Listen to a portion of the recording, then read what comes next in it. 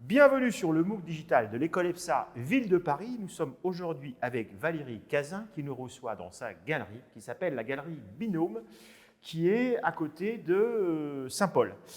On va parler de photographie et de marché de l'art. Et puis ma première question, elle est finalement assez simple. Qu'est-ce qui t'a, je me permets le tutoiement parce qu'on se connaît depuis un petit moment, qu'est-ce qui t'a pris de monter une galerie sur ce domaine-là dont on reparlera? Quelles ont été tes motivations, ta révélation? Un matin, tu t'es levé, tu dis hop, une galerie. Bonne question. Alors, je crois qu'en 2010, quand j'ai ouvert la galerie, il n'y avait pas la motivation ou en tout cas l'ambition de la galerie telle qu'elle est aujourd'hui. Peut-être je peux aussi rappeler que moi j'ai une première carrière. Une carrière dans le milieu juridique. J'ai travaillé pendant 12 ans auprès de cabinets d'avocats au conseil, qui sont des cabinets d'avocats à la Cour de cassation et au Conseil d'État. Donc avec un métier totalement différent. Et puis, il y a un moment dans une vie, voilà, il y a des moments de bascule comme ça, où on décide d'inverser des priorités, peut-être de faire passer une passion sur le devant de la scène. Cela étant, quand j'ai décidé d'ouvrir une galerie, je ne pouvais pas avoir cette ambition-là. Pour être très honnête, j'étais totalement autodidacte et je n'avais en poche aucun carnet d'adresse, ni de collectionneur, ni de presse, ni d'institution, enfin voilà. Donc, en fait, les choses se sont faites un petit peu progressivement et il y a eu 2 années un petit peu probatoires, voilà, où j'ai eu un associé, où j'ai appris beaucoup de choses et aussi progressivement où j'ai commencé à réfléchir un petit peu par élimination de ce que je ne voulais pas.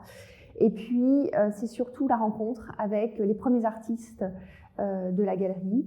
Et notamment, je pense à Thibaut Brunet, Lisa Sartorio, qui sont les 2 premiers artistes que j'ai intégrés, que j'ai choisis en tant que directrice artistique seule voilà, à la galerie. En 2012, voilà, je comprends que ça va être compliqué de construire une direction artistique à 2 personnes, qu'on n'avait pas, pour le coup, les mêmes ambitions. Là, on peut commencer à parler d'ambition pour la galerie. Je rencontre fin 2011 Thibaut Brunet. Voilà, j'ai une sorte de révélation voilà, de ce que j'aimerais faire et de ce qui m'intéresse, c'est-à-dire de nouvelles formes en photographie, après être passé par les classiques, si je puis dire. On a ouvert la galerie en 2010 avec le travail de François Lartigue, qui était une photographie humaniste, street photographie, etc. Donc j'ai fait un petit peu, on va dire, mes classes pendant ces 2 années-là, et ce qui m'a permis, moi, voilà, au bout de 2 ans, de définir ce qui m'intéressait plus personnellement. Donc au bout de 2 ans, j'ai racheté les parts de mon associé et j'ai décidé de partir seule.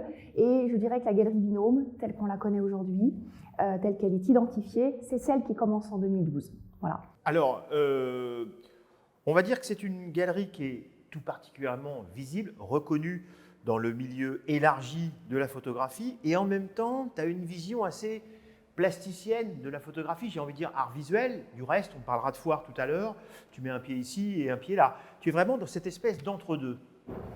Oui, alors effectivement, il y a une acceptation assez large de la photographie et ça commence avec les 2 artistes finalement dont je viens de te parler, puisque finalement l'un et l'autre, Brunet et Sartorio, sont des artistes qui n'ont pas fait d'école de photographie, qui viennent des Beaux-Arts et qui en plus produisent leurs images sans appareil photo.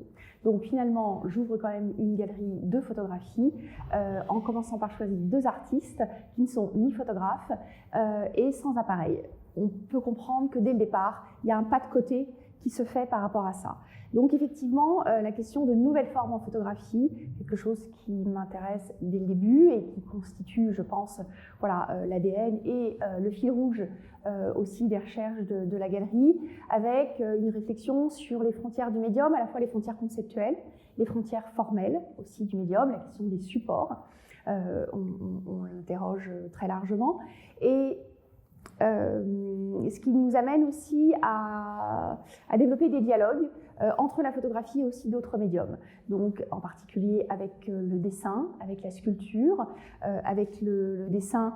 On a participé pour la première année l'année dernière au Salon de Rohinor. On y retourne cette année, l'année dernière, avec Corinne Mercadier, qui a fait son entrée à la galerie et dont la première exposition était de révéler la part du dessin justement dans son œuvre photographique. On y retourne cette année avec Laurent Millet. La place de la sculpture, elle est là aussi depuis le début, notamment avec un artiste comme Mustapha Zerwal. Et puis, on fait des liens aussi en matière de support avec certains supports, ou en tout cas techniques plus traditionnelles, comme le textile ou la céramique. Et le textile, ça nous amène notamment du côté de la tapisserie, avec des artistes comme Laurent Ségerter, Thibaut Brunet aussi, ou encore Laurent Lafolie, voilà, dont on a fait une exposition aussi il n'y a pas si longtemps, et dont on a montré des œuvres tirées sur des fils de soie. Alors tu viens de le dire, hein, il y a une tendance qui, c'est vrai, qui émerge de cette galerie, qui est un petit peu la photographie sans appareil, ou aux appareils, ou sans ou avec prise de vue, ou traitement. Enfin, il y a 1000 façons d'envisager ce registre photographique et clairement qui peut s'éloigner du boîtier. Mais il y a aussi une autre pratique qui est assez fréquente, je crois, ici, qui est cette idée de l'artiste collectionneur, de l'archive, de l'appropriation, de la réappropriation, notamment avec plusieurs de tes artistes du reste. Oui, tout à fait. L'archive, la collecte, c'est là depuis les débuts aussi. D'une part parce que voilà, quand on produit des images sans appareil, il y a effectivement la question des procédés, hein, et c'est pas simplement comment dire, une attitude contemporaine de cela. Ça existe depuis le début de la photographie à travers des techniques comme le chimigramme, le photogramme, le cyanotype, et effectivement c'est assez présent. On a un exemple dans cette exposition ici. Ça concerne aussi bien sûr des techniques ultra contemporaines et notamment le développement des nouvelles technologies. De manière voilà, très contemporaine, on pense évidemment à l'IA, mais produire des images aussi sans appareil, c'est aussi aller chercher des sources d'images déjà existantes, et là on va effectivement du côté de la collecte et de l'archive. En 2016 d'ailleurs, on avait fait une exposition avec une commissaire invitée qui était Sophie Bernard et qui s'appelait Seconde Inde et qui était vraiment là d'aller chercher en fait des collectes d'images argentiques et une manière en fait on va dire de recycler, d'hybrider ces fonds de photographie.